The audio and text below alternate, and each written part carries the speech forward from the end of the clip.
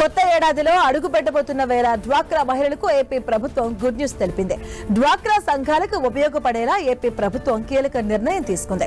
ఈ నారీలను నియమించబోతుంది. ప్రతి డ్వాక్రా సంఘంలో ఒక మహిళను ఈ నారీగా ప్రకటించనుంది.